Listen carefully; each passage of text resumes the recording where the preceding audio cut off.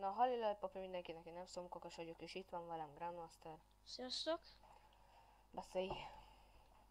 Ja, ö, ez egy ilyen kisebb csatorna bemutató lesz, meg csomó mindent elmondok, az, hogy mi lesz, meg ilyenek. Ö, hát először kezdjük a gameplayekkel. Ja. Na, a gameplayek várhatóak Cségó, meg a Rocket League, a Minecraft, meg a CMTA. Amik nem biztos, hogy lesznek, de lehet, hogy lesznek, az a TF2, a Metin 2, meg majd sokkal később majd C1.6. Ja. De hogyha nagyon akarjátok valamelyiket, akkor csinálunk videót. Ja. Igen, Meg és még, live-ok is. ja, lesznek live-ok is, csak azokat nem én fogom készíteni. Hát és most nevedről.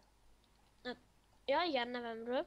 Annyit kell tudni a nevemről, hogy azért mondjuk azt, hogy Grandmaster, mert nem akarjuk azt, hogy a kommentekben negatív kommentek jöjjenek. Mi van negatív?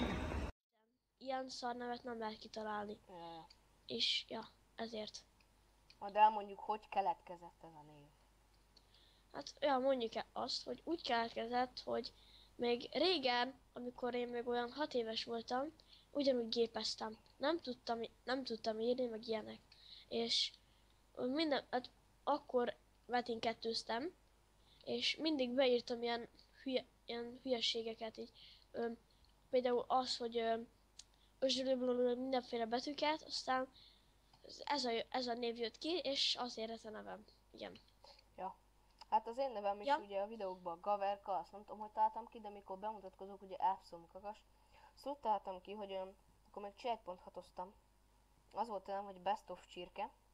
Csak meg akartam változtatni valami jobbra. És akkor valami állatot akartam, és akkor így lett Szomkakas. Értem. Hát az lesz várható, hogy tőlem nem nagyon lesz live, mert technikai okok miatt, Ja. de várhatók tőlem videók, csak live-ok nem. Meg ez nagyjából ritkán várhatóak tőlem videók.